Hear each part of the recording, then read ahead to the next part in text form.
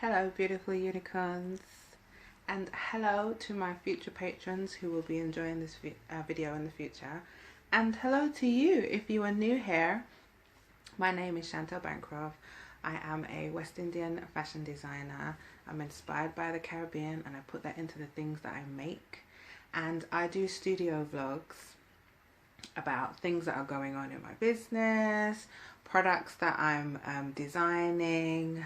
I have videos where I help people navigate how to work out how to make things and use the utensils in their own design studio.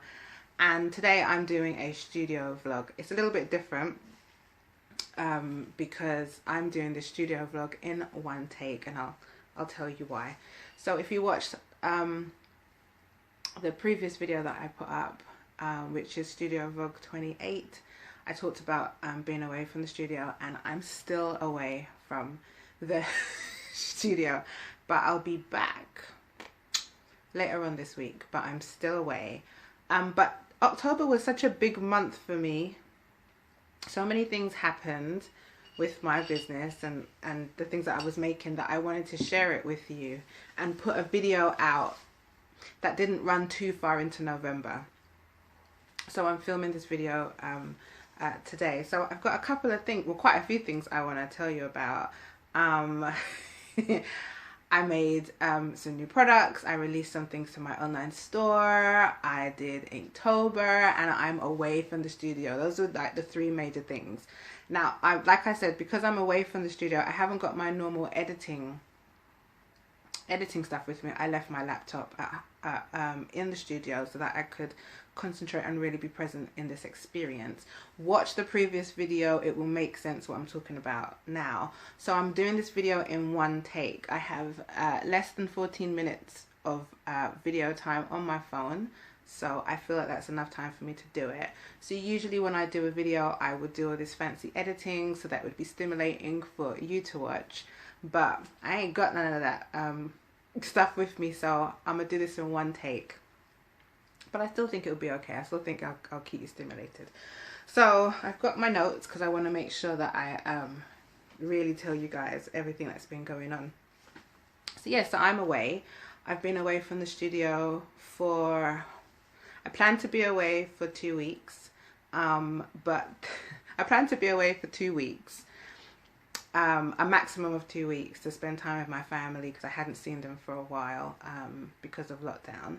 And then as I was sort of winding up and preparing to thinking about going, I was feeling like I wanted to stay longer with my family because I haven't seen them for a while. But then just so happened that lockdown, the second wave lockdown, surprised me while I was here, and then I had to weigh up if I wanted to go back to the studio and spend this second wave lockdown by myself or to stay with family. And I had made a promise to myself, having had that experience of quarantining by myself, that I wasn't going to do that again.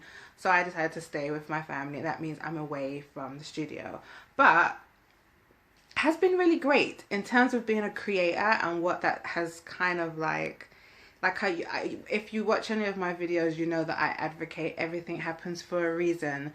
And I've you know, thanks to COVID, a lot of things have become clear whilst I've been away from my normal environment. And I know that I'm going back to the studio with just more clarity, more understanding of what I want to do, some purpose. There's been some major changes, y'all, which I will tell you guys about at some point. I will. Okay, so I'm away. But in between that time of me being away, I have done a couple of things that have happened that I was able to do whilst I was away using my amazing phone.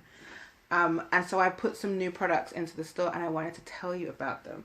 So if you've tuned into any of my videos where I've done their production videos, quickie tips for stressless production, you would have seen that I start all my videos telling you that I'm making face masks. And at that time, I had been working out a new pattern because wearing a face mask was really difficult for me in the beginning. It didn't come naturally for me. It was hard. And I felt very self-conscious going out and everybody had on a mask and feeling like I had to do the same thing. So I designed a mask for my, I downloaded a mask, like a generic pattern, and I was wearing it for a while. Actually, no, prior to that, I was using a bandana, which worked for a while. And then as it got warmer, I knew I needed something a little bit more lightweight. So I went through a process of kind of designing and redesigning a mask. I documented all of this on my blog, which I will leave the link to below, because it's quite a story. It took me quite a few tries to get to a design that I liked. And then when I had that design, I was wearing it for a while and I liked it very much. And I thought, I feel confident to be able to put this in the shop in case anybody else is looking for a comfortable mask. I'm comfortable shipping this out to people who are looking for a mask. So that's what went into my store in October, which was quite exciting because I didn't know if I was going to actually make my design available for everybody. I kind of went back and forth on the idea, and I'm glad that I did because I really love these masks. So I wanted to show you the masks that I've made. So these are the 2 masks that I've made in jersey. So I've used a really lovely viscose jersey, because viscose jersey is my favorite, and this stuff is so soft. It's so soft to the touch, and it's got really long strings so you can tie it around your head, because I found that in the beginning when I was wearing hoops around my ears, it was getting very uncomfortable, and it's just a little better, actually quite a bit better, using strings to tie around my head instead of putting it around my ears. The best thing about this mask that I like is inside here it has one of those surgical flat, what are they called, metal strips. And I tell you, this has been amazing for me. Let me show you. I've got 2 colors. I've got one in beach that I put out. The first one I put out was in beach. Then I released this color, which is black, but I'm calling it Black Rock, which is a place in Barbados. It's the place where my dad is from, and I decided to call it Black Rock, and this is amazing. And what I like most about these designs is they're very, very comfortable, they're very generous, and more importantly, I wear glasses, right? So when I designed my mask, I really wanted something that was going to sit on my face, and when I breathed out, it wasn't going to steam up. So it's really important. I mean, if you wear glasses, you know what I'm talking about. You get that little gap in between your nose and your forehead, on your cheeks right here, and it just steams up. And what I love about this mask, having that stripping makes a really big difference, because I can mold it to go over my face. Oh, and it comes all the way down. It's amazing. When I put my specs on, there's no air coming up from the top to make it foggy. So this is why when I was designing this, this is what I was really wanted. I wanted something best fit. And so after I made this and I was wearing it around for a bit, like I said, I felt confident and I wanted other people to be able to feel comfortable in their masks. So I made this design available. So I put this in the shop. So this is a new color, Black Rock. And I also have an eco-friendly version of the mask too. So if you're somebody if you're looking for a mask that's comfortable but is sustainably made, that might be the mask for you. I don't have it with me. I just so happened to I grabbed 2 masks when I was leaving the studio, because I didn't know how often I'd be out, and I wanted to make sure I always have a mask. I don't have the eco-friendly one here to show you, but it's made out of 100% cotton. It's made from thrifted bed linen. So if you're someone that's like, nah, I can't be wearing, you know, an old bed sheet on my face, then it's not for you. But if you're someone who likes the idea of things made out of fabrics that have been reused to be upcycled to make something out of something else, you're not kind of paying for something that needs to be made from new, then that mask might be for you. Again, I'll leave the link in the description box below if you're looking for one. Okay, another thing I did was I released a print to my online store that isn't a new print, but I had taken it down a couple of years ago because I wasn't quite sure if I wanted it in stock, but I re-released it. So I wanted to show it to you. So it's new because it's up in the store. It hasn't been up in the store for a while, but it's not new work. So this is called, this print is called Tug Truck and Palms, and it's different. It's a little bit different, and it came from a series of artwork that I did. I did a series in 2015, and I did that series for a couple of different personal creator reasons. I wanted to produce something where I could share it out because I had, you know, I was feeling very vulnerable about my work, and I didn't feel comfortable to share things. I really wanted to kind of move past that and to self-validate. And this was one of the 5 pieces that I did. And right there in the middle is that's a photograph, and it's a place in St. John, very close to Bath Beach, and you have to pass these row of palm trees in order to get down to the beach. And they were so significant for me because it had been a long time since I'd been to Barbados, and I went with my family because my granddad passed away. And as soon as I stepped off the plane, I knew that this is where I was supposed to be. Like, this was where, you know, you go on holiday or you go to some place new and you feel like this is where I'm supposed to be, this is where I'm supposed to live. And it's just that kind of feeling of having that sense of clarity, knowing that that's where you want to be. And at the top, it has the process of me designing Mona at the top. So it's a little different, but it's very, very cool. So I released that into the online store, and I've also got this as a really large size print. So that's been exciting. I just love the way her hair just sticks out of the bottom of the of the print. That's what I did. Okay, the last thing that happened in October is Inktober. So for any of you who doesn't know what Inktober is, every October from the 1st to the 31st, there is this thing that happens where all illustrators and all creatives as a community for 31 days does one drawing every day. And there is a prompt that you can find prompts online, and you just do a drawing every day. And the idea is that you draw the drawing and then you ink it up. But being a rebel, I don't use ink if I don't feel like it. I mean, I knew about Inktober for a long time, but I've never actually partake. I've never done Inktober before. And I knew it was coming up, and I asked my sister if somehow my camera just stopped recording. So hopefully I can piece this together, this second bit together with the first bit I did. It just stopped recording, so I'm going to try and pick up where I left off.